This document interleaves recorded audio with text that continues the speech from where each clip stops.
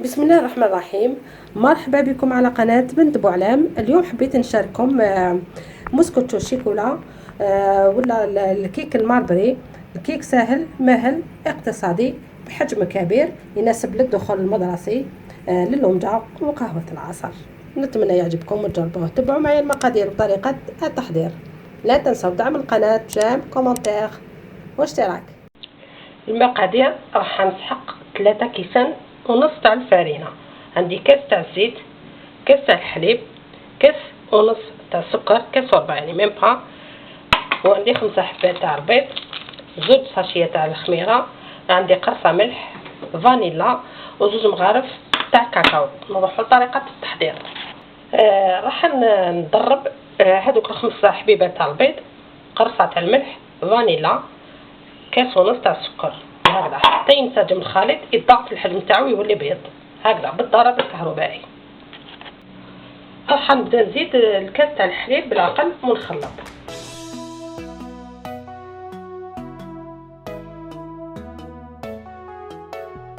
ونزيد هذاك الكاس تاع الزيت ثاني بالعقل كي الخيط ونخلطو.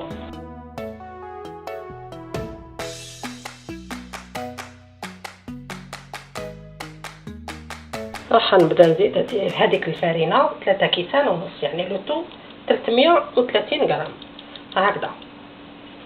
نزيد معاهم الصافيات 2 تاع الخميره ونخلطو بالعقل.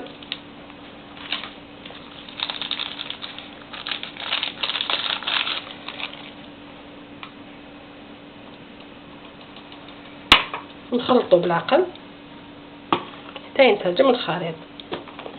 نكملوا الكاس الثالث ونزيدوا هذاك النص.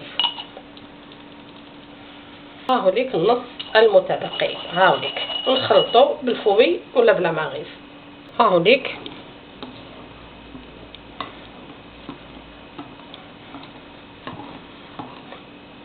نقسموا، نحي اون بارتي ندير لها الكاكاو. شوفوا مع بعض. هاهو ليك نحطوا يعني شويه برك، هذا اللي يجينا في الوسط. 2 مغارف تاع الكاكاو هكذا ونخلطو. نجيب المول اللي راح ندير فيه بوغي فاريني. انا عندي حجم كبير، اذا كان عندكم مول صغير على هذا ديروا 2 حبيبات بيض ونص المقادير اللي عطيت لكم، ونفرغ الخليط اون بارتي من تحت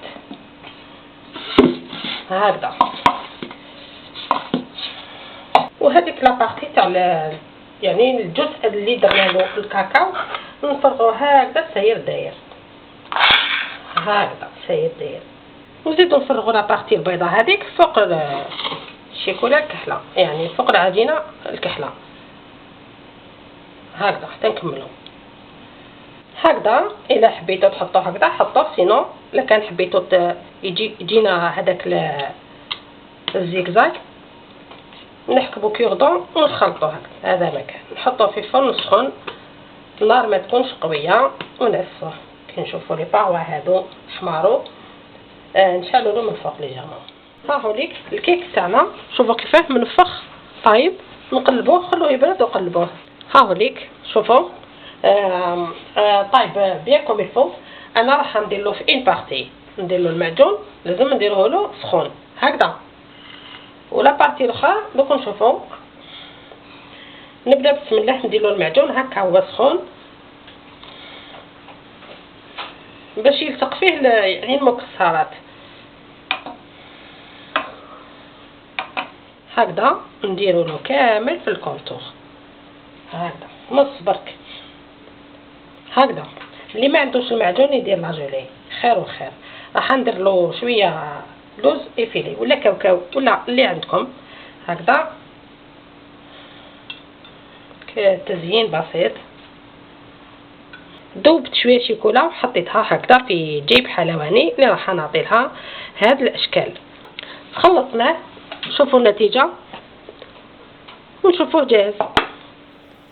موسكوتشو تاع الشيكولا ولا الكيك الماربري اللي خدمناه مع بعض راه حاضر، جا ما شاء الله منفخ. الله الله هاكو تشوفوا رشيتو بلي زاموندي فيلي ورميت عليه شويه شيكولا هكذا شوكولا نواغ. كيك يحبوه الكبار والصغار. جا ما شاء الله. نتمنى يعجبكم وتجربوه. بصحتكم. سلام.